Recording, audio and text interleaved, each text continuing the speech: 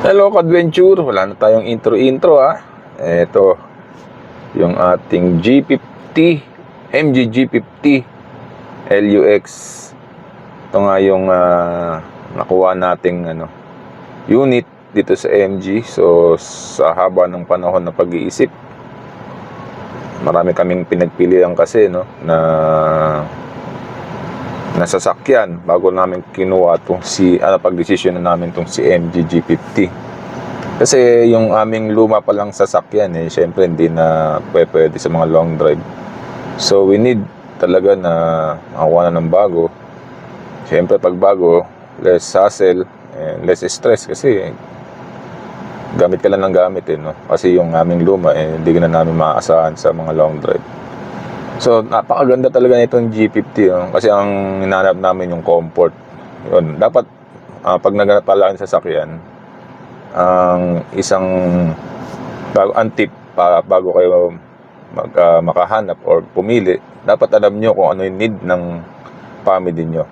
So amin, gusto ko kasi comfort, maluwag, space, yan. So yan, napagpilian namin. Tatlo yan kasi pinagpilian namin. Una, itong GAC M6 Pro. Naganda rin talaga siya. Maganda si GAC. Yun nga lang, medyo pricey siya. Nasa 1.6 something yung kanyang presyo.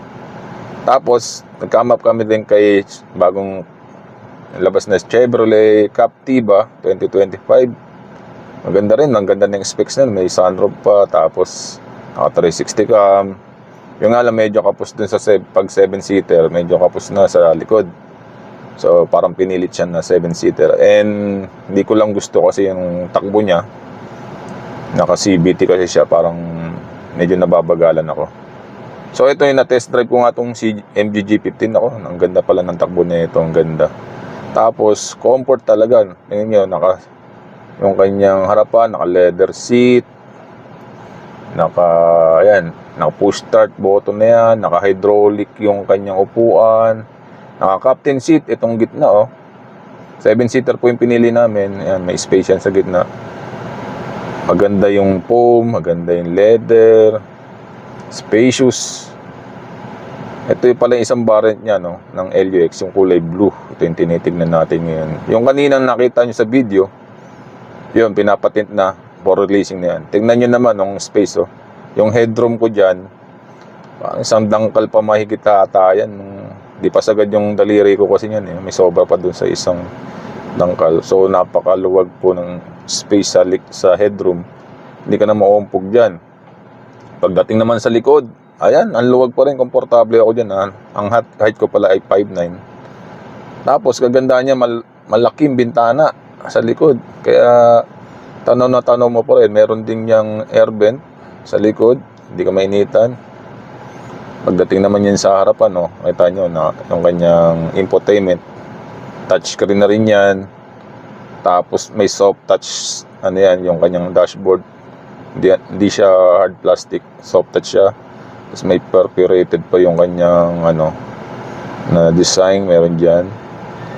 Tapos malaki yung windshield niya, yung salamin niya, tanaw na tanaw yung view kahit na wala ka ng sunroof. Ang presyo nga pala nito ay nasa 1.288,000. So nag-down lang kami dyan ng 20,000. Naka-promo yan. Ang promo pala niya ay 3 years libre yung PMS, wala kang babayaran kahit 5 sa langis, sa filter. Tapos 6 years warranty, bumper to bumper daw yan. Yung kanyang kung ano wag lang ma-aksidente pero yung kunyari nasira within 6 years papalitan nila yan ng bago, mga pyesa. Wag lang yung wear and tear katulad ng mga brake pads, brake shoe, yan hindi yung kasama. And ano pa ba yung dito previous niya, yung binigyan din ako ng dito ng INT, ng car cover yan. Tapos dashcam, ano pa ba, umbrella, syempre meron yan. Ito ba yung binigay sa akin dyan?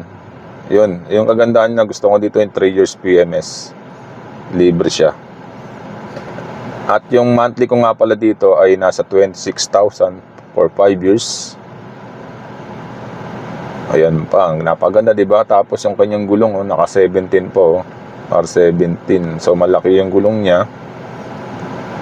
Harap likod yan, parehas lang ng design, ng size.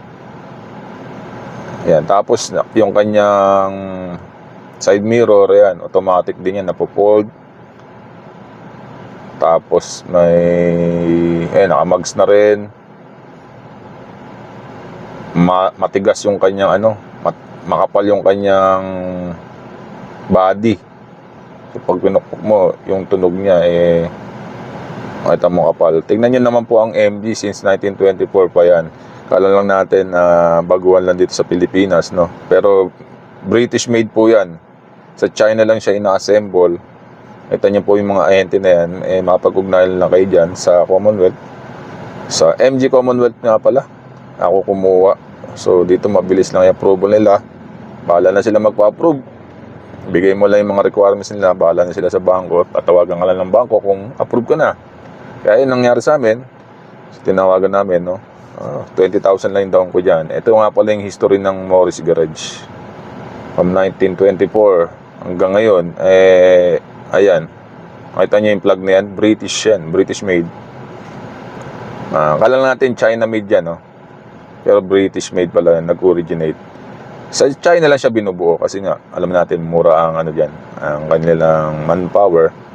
Halos naman lahat ngayon, China na binubuo. Kahit na American car yan or ano pa mga branded na merong part talaga na kahit sa Toyota, meron sa Toyota rin binubuo na doon yung sa China na rin binubuo.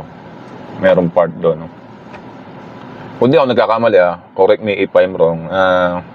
Comment down below na lang. Siyempre, tayo ay nagbabase lang doon sa naririnig natin. Hindi naman tayo expert. Ito nga pala, ilalabas na namin yung aming MG ngayon. Ito nga pa pala yung iba na lang palang mga kotse. May electric car din dyan. At meron ding hybrid. So talaga hindi ko trip yung sedan kasi galing na ako sa 4-seater. Medyo nasisikipan na ako dahil sa anak ko medyo malaki. Kaya kumuha na ako ng 7-seater. Ngayon, iniintay ko na lang. Nasa baba, nasa service area ngayon. Tinitint na nila, tapos lilinisan. And then, pagkatapos niyan, pwede ko nang mauwi. Ayun, yung ibibigay pala sa akin mamaya is lang. Ang tawag dito, permit to travel lang. Wala pa kasi itong ORCR. Sabi sa akin ng ahente, 14 days daw yan valid. Kaya nakita nyo, tinitint po. Medyo natagalan din pala kami dito. Kasi kala ko pagdating dito, release na agad, no? So yung nagtitint pala ay marami siyang ginawa kahapon, kaya hindi natapos daw. At tas pinabago pa ng ahente yung kulay ng tint ko. Hindi niya raw type yung nauna.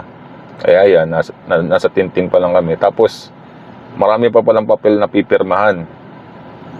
So, ang dami palang ganun talaga pag utang, marami kang pipirmahan na para di ka makawala. Dami. Hindi ka pwedeng tumakas dahil sa daming pirma na ginawa mo, ay hindi ka talaga makakaligtas. Ayan, nakita niyo yung service dito. Meron mga Chevrolet pa nga pala, kasi dati sa kanila yung Chevrolet. Ito yan, nilinis na. Kinarwash na rin. Tapos na yung tinting. And then, eto na nga. Pauwi na kami. Sa wakas, na-release na rin, no? Almost 4 hours din kami nandito. Hintay namin tong paglabas. So, sulit naman. Medyo bago pa ako diyang i-drive. Siyempre, bago pa lang. At iniingatan ko baka magasgas o mabangga agad. Nag-a-adjust pa rin ako doon sa timpla ng throttle. Siyempre, pag galing kang conventional na sasakyan, ay iba yung iba rin yung at manual pa pala hindi na drive ko dati. So napaka old school pa. Ito kasi napaka high tech. Dipindot na lang tsaka ang daming button na bago pa sa paningin ko, kaya inaaral ko pa siya, tinatansya ko pa yung bilis niya tsaka yung andar niya. Makita nyo, napakaganda talaga. Kung nagpaplano pala kayong bumili, consider nyo kung kayo malaking pamilya kayo, consider nyo itong NG G50. Kasi yung presyo niya, mas mababa compare sa Toyota or sa GAC, no? Meron din ng sa GAC, pero yung nito yung mga features nito, top of the line na kasi itong kinuha ko. Pero yung presyo niya, parang doon sa ibang brand, lang, nasa doon sa hindi siya top of the line. Kaya ito, G50, kung kukuha pala kayo, kuhin nyo yung LUX na. Kasi konti lang naman difference ng iba. Meron kasing 8-seater din.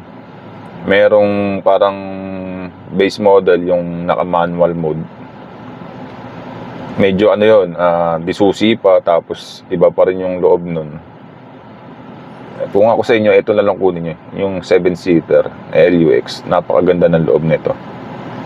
So, ito nga po, pauwi na kami. At sa susunod na video po ay i-update ko kayo kung ano yung itakbo nito. I-road test namin to sa medyo malayo. Kaya abangan nyo po yung susunod kong video para tingnan natin kung ano yung konsumo, kung ano yung hatak. Sa ngayon, hindi ko pa masyadong ma-review sa inyo dahil kalalabas lang nito. Salamat sa inyong mga ka-adventure, sa inyong panonood, at sa muli nating pagkikita-kita o panonood na nyo ng video ng aking mga ina-upload. Ay samahan nyo ulit ako. Maraming salamat mga ka-adventure.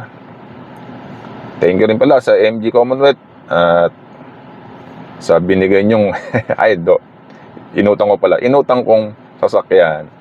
Ayan, kita kids. Salamat mga adventure. Bye bye.